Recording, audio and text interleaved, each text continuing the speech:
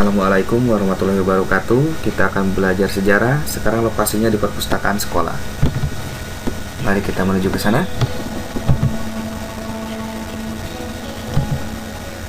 Nah, materi yang akan kita pelajari mengenai penjajahan Jepang di Indonesia pada tahun 1942 sampai tahun 1945. Kita buka arsip materi multimedianya.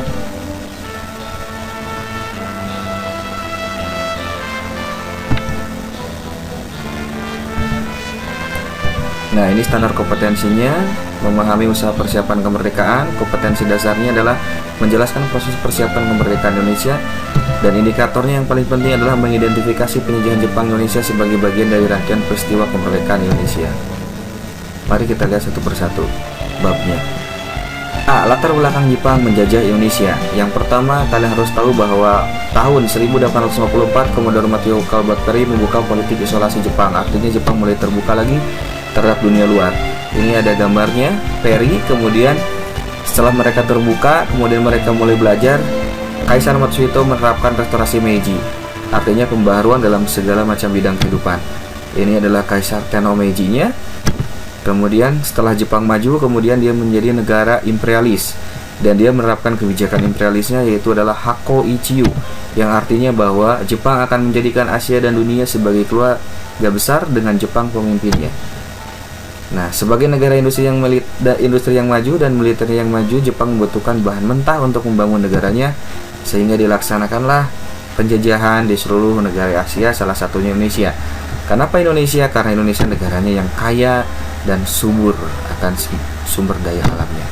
Kita lihat, ini tentara kekaisaran Jepang yang pada waktu itu sudah maju dibandingkan dengan negara Asia lainnya. Ini cuplikannya, arsip film.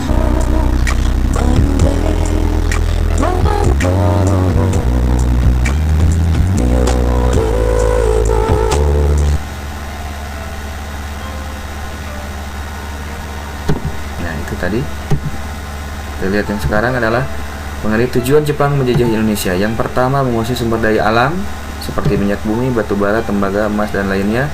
Kemudian ada pohon jarah, kina, karet, dan tebu. Ini adalah gambar-gambarnya. Dan yang ketiga adalah menguasai dan memanfaatkan sumber daya manusia Indonesia untuk kepentingan perang. Lanjut. Nah, pemerintahan Jepang di Indonesia. Peta masuknya Jepang ke Indonesia. Ini adalah negara Jepang karena dia sudah maju dalam bidang militernya. Kemudian dia mulai masuki wilayah Indonesia, yang pada waktu itu Indonesia sudah mendapatkan pengaruh atau imperialisme daripada Belanda. Kemudian Jepang masuk ke Kalimantan, maka bertempurlah dengan orang Belanda di sana. Tetapi kemudian Belanda bisa dikalahkan, sehingga Kalimantan seluruhnya bisa dikuasai. Ini ada tanggal-tanggalnya. Pertama kali mendapatkan serangan Belanda di Tarakan, akhirnya bisa dikuasai. Kemudian setelah dari Kalimantan, dia menerjunkan pasukan ke daerah Palembang, dan akhirnya Palembang bisa dikuasai juga. Kemudian dari Palembang menuju ke Pulau Jawa. Nah, dan akhirnya pada tanggal 1 Maret 1942 orang Jepang mendarat di Teluk Banten, Eretan, dan Keragan, dan dia mulai bertempur dengan orang-orang Belanda yang bercokol di Indonesia. Maka akhirnya orang-orang Belanda itu kalah, dan 8 Maret 1942 Letjen Terporten menyerah tanpa syarat kepada Letjen Imamura di Kalijati, Subang. Ini gambarnya, Terporten menyerahkan kekuasaan kepada Hitoshi Imamura. Dan ini ada kemudian tentara Belanda di tanah Jawa sudah menyerah pada para tentara Dai Nippon. Pada saat itulah sejarah Indonesia baru. Kemudian dimulailah pemerintahan Jepang Indonesia yang terbagi menjadi 3 daerah pemerintahan. Pembagian wilayah pemerintahan di Indonesia. Yang pertama Sumatera, pusatnya di Bukit Tinggi. Kemudian Jawa, pusatnya ada di Jakarta. Dan yang terakhir ada Kalimantan, Sulawesi, dan Maluku, itu ada pusatnya di bawah pemerintahan Angkatan Laut dan berpusatnya di Makassar. Kemudian Jepang mulai mengenalkan propaganda gerakan 3A. Nippon Cahaya Asia, Nippon Pelindung Asia, dan Timur Pemimpin Asia. Kemudian menyatakan propaganda Jepang sebagai saudara tua bagi bangsa Indonesia karena berhasil mengalahkan Belanda.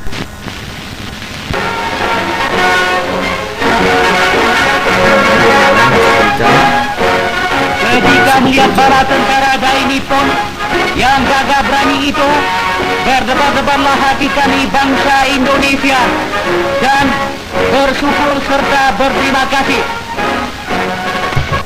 Nah, selanjutnya memujuk rakyat Indonesia beli tokoh nasional untuk mendukung kebijakan pemerintah Jepang mengenai perang Asia Timur Raya melawan Amerika dan Inggris. Mari kita lihat dengan ini.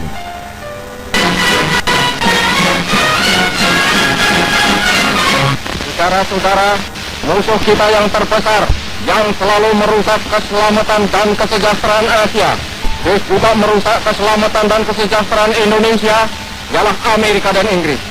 Oleh karena itu, di dalam peperangan Asia Timur Raya ini, maka segenap kita punya tenaga, segenap kita punya kemauan, segenap kita punya tekad, harus kita tujukan kepada hancur leburnya Amerika dan Inggris itu. Yaitu pidato Insinyur Soekarno. Kemudian eksploitasi rakyat untuk kepentingan perang Jepang. Yang pertama, bentuk Romusa atau kerja paksa. Ini adalah Romusa yang disebut sebagai pahlawan pekerja, mendirikan Kujinkai, organisasi wanita. Kemudian membentuk Kaiho, pembantu prajurit, dan ini adalah Kaiho-nya. Kemudian selanjutnya adalah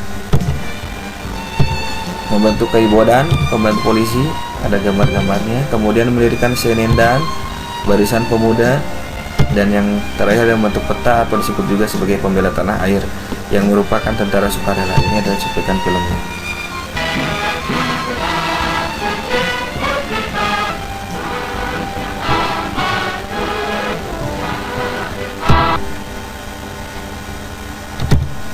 Kemudian membentuk Jugun Ianfu, wanita yang dipaksa untuk melayani nafsu tentara Jepang. Di bawah barusan ada gambar Ibu Mardiem, seorang mantan Jugun Ianfu yang dipanggil oleh para orang Jepang dengan sebutan Momoye yang berarti buah persik kurang lebihnya. Dan ini ada cuplikan dokumen mantan Jugun Ianfu dalam film Because We Were Beautiful. Nah, ini adalah mantan Jugun Ianfu yang memberikan kesaksian. Ibu bapak, jangan atuh, jangan dibawa, pan itu udah, kakaknya udah, adanya udah, sampai sana. Itulah masuk kamar, terus saya tutup mulut saya. Tak apa, itu mulai di situ. Di situ saya tuh sudah ini air mata tuh sudah kanan kiri sudah nggak terbentuk lagi. Tapi ada saya itu merasa capek, merasa malu. Lihat anak-anak itu. Lumayan lah ketemu juga. Entah kepilih gimana ke Jepang.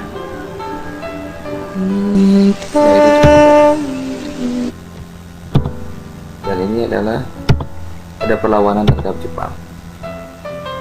Yang pertama kita lihat ada perlawanan Tengku Abdul Jalil, Richard Klien, Loksmawe Aceh karena dia tidak mau menaati peraturan Jepang. Kemudian yang kedua ada perlawanan Jenderal Mustafa di Singaparna karena tidak mau melakukan saikere atau memupuk untuk Kaisar. Dan yang terakhir ada pemberontakan perlawanan Petani Blitar oleh Supriyadi karena Jepang banyak menyiksa rakyat.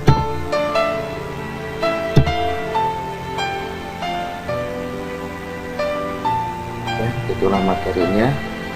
Untuk saat ini, kalau kalian mau belajar lebih jauh, ada sumber materi ini. Terima kasih. Assalamualaikum warahmatullahi wabarakatuh.